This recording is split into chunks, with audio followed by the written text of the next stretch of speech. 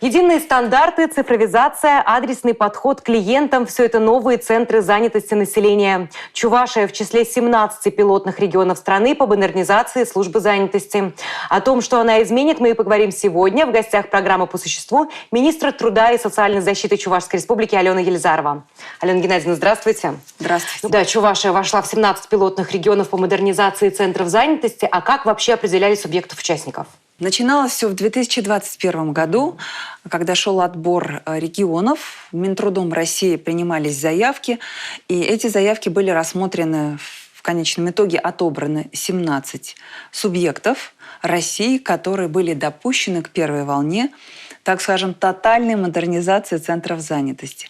А это значит, что в пределах территории одного региона все точки присутствия центров занятости будут преобразованы, модернизированы под современный стандарт. Для чего вообще модернизируют центры и в скольких учреждениях планируется проделать такую работу? 20 наших центров по всей республике вошли в эту волну модернизации, соответственно, сейчас находятся на завершающей финальной ее стадии. Это значит, что до конца года этот процесс завершится, и наши современные кадровые центры распахнут свои двери. А модернизация – это не только про внешний ремонт, это, конечно же, про внедрение новых форматов работы.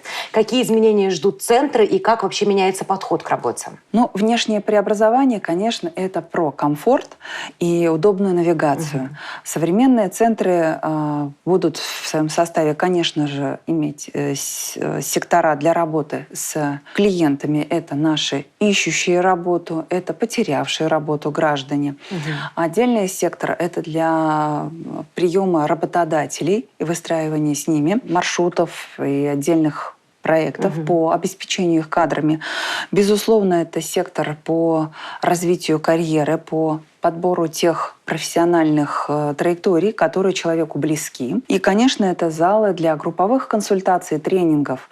Такие формы работы тоже будут частыми в деятельности наших кадровых центров. Ну, наверняка какая-то цифровизация ожидает, новое оборудование, может быть, какое-то. Конечно, это не только про ремонт и удобное пространство. Конечно, это в первую очередь и цифровизация. Это те сервисы, которые будут доступны в стенах наших центров модернизированных. Это гостевые компьютеры, портал работы в России, который доступен не только у нас, но и, конечно, они близки. Этот портал близок каждому. Можно открыть в смартфоне и посмотреть всю навигацию. Цифровые сервисы, безусловно, в помощь, в первую очередь, для подачи онлайн своих заявок на обучение, на регистрацию. Но тем не менее, все эти цифровые инструменты, которые, безусловно, не только с гражданами, но и с работодателями, будут использоваться для обмена информацией, оперативной выгрузки данных, чтобы видеть всегда свежую, всегда достоверную вакансию для наших жителей. Конечно, это коммуникации с работодателями, в том числе и с использованием этих цифровых сервисов. Но, несмотря на все цифровые продукты, безусловно, личное общение, оно не исключается и оно останется. Конечно, для профессиональной ориентации, оказания психологической поддержки нужно очное общение. И оно сохранится. Все-таки нужны, конечно, да. Как не общаться с людьми. У нас уже модернизировали в Чувашии 3 учреждения, в Канаше, в Алатыре и в Шумерле. Вот какие услуги и сервисы там внедрены, что изменилось в этих центрах, и вот чем они теперь отличаются от остальных? Действительно, 3 кадровых центра уже модернизированы, и в них внедрены как раз вот те навигационные вещи, о которых я говорила. Внедрены сервисы такие, как индивидуальное сопровождение, как человека, обратившегося, так и работодателей. Выстроены, конечно, безусловно, пакет услуг, которые предоставляются в рамках той или иной жизненной ситуации. А значит, обращаясь человек по одному вопросу, он параллельно может получить и ряд других сопутствующих услуг для решения его конкретной жизненной ситуации. Отличие как раз в современных кадровых центрах в том, что предусмотрен индивидуальный подход в рамках жизненных ситуаций или бизнес-ситуаций, если мы говорим о работодателе. Такие кадровые центры должны стать удобными и для работодателей, и для соискателей, и для сотрудников. И вот все же каких результатов ожидают вот от такой перезагрузки, от таких центров? Безусловно, внедрение клиентоцентричности и индивидуального подхода в стенах новых преобразованных кадровых центров должно дать определенные результаты, которые измеримы. Безусловно, мы говорим здесь о том, что аудитория, с которой общается, с которой взаимодействует и кому помогает современный кадровый центр, это люди. И, конечно, вот пул этих людей должен вырасти. А это значит, что мы говорим не только о безработных, о тех, кто потерял работу. Мы говорим о более широком круге людей, тех, кто ищет себя, например, будучи сейчас трудоустроенным, развитие своей карьеры. А это значит применение инструментов для повышение квалификации, переобучение, возможно, определение сильных сторон человека с тем, чтобы он мог развиваться дальше по карьерной траектории. Вот новые кадровые центры – это как раз о том. Расширяя пул соискателей, мы можем качественно подобрать лучшие кандидатуры для обеспечения кадровой потребности наших работодателей. Это, безусловно, важно, потому как чем больше выбор числа соискателей, тем качественнее можно подобрать на ту или иную вакансию подходящего кандидата. А это, безусловно, вот про современные кадровые центры.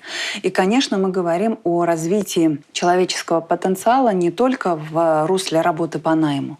Мы говорим о развитии человека в русле возможности его открыть свое собственное дело, начать предпринимательскую деятельность. И в этом направлении наши центры совместно с агентством «Мой бизнес» также будут осуществлять поддержку и помощь для того, чтобы человек нашел ту точку роста для себя, используя свои сильные стороны, еще раз повторюсь, и развивался, выходил на самообеспечение, повышал свои доходы. Устоявшееся понимание о центре занятости – это, конечно же, все-таки найти работу, а не переобучиться. Но сейчас очень много, приходят, чтобы как-то изменить направление. Много ли желающих поменять профессию приходят сейчас в центры занятости? Если говорить о статистике, конечно, это измеряется уже тысячами. Действительно, желающих много. И для того, чтобы люди смогли нарастить свой потенциал, получить новые навыки, образование, чтобы найти себя на этом рынке труда, как раз и применяем те инструменты, которые в национальном проекте «Демография» предусмотрены, представляющие возможность пройти переобучение. Конечно, здесь мы говорим про определенные статусы людей, будь то лица предпенсионного возраста, молодые мамы, у которых дети до 3 лет, либо дети до 7 лет, если мама не работает. Это инвалиды, это наши участники спецоперации. Вот это та категория, которая может абсолютно бесплатно при поддержке государства пройти профориентацию, найти интересное для него направление, чтобы пройти обучение и, соответственно, по завершению обучения найти работу. Ключевое отличие в данных программах – это практически гарантированное трудоустройство по завершении обучения. Поэтому, конечно, это очень популярное направление. Да, это очень здорово. И оно пользуется большим спросом. Сказали уже, что модернизация проходит в рамках федерального проекта содействия занятости, нацпроекта «Демография». Сколько вообще средств выделено на изменения?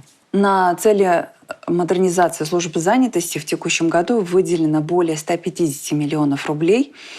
И напомню, что республика также активно поддерживает ее реализацию. Если текущие ремонты в русле модернизации мы проводим за счет федеральных средств, то капитальные ремонты помогает организовать и осуществить республиканский бюджет Чувашской республики.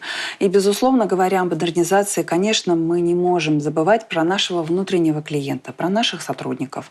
И политика в отношении заработной платы сотрудников также меняется в положительную сторону. Говоря о центре занятости, просто не могу не спросить, а какие сейчас профессии наиболее востребованные, наиболее популярные? Я думаю, ни для кого не секрет. Работодатели в большей степени сейчас заинтересованы в рабочих руках. И когда мы говорим о востребованных профессиях, это, конечно же, рабочие профессии. Здесь отмечу, конечно, и водителей, и специалистов. Медицинские профессии на сегодняшний день испытывают дефицит кадров. И, как ни странно, И бухгалтерские специальности на сегодняшний день, несмотря на весь, казалось бы, ассортимент цифровых продуктов, очень востребованы. Вариантов много, это очень здорово, что есть возможность переобучиться вот за счет государства, да, и выбрать какое-то новое направление. Алена Геннадьевна, большое спасибо, что пришли к нам в студию, большое спасибо за беседу. А я напоминаю, в эфире программа «По существу» мы общались с министром труда и социальной защиты Чувашской Республики Аленой Елизаровой. Спасибо, до свидания. Спасибо.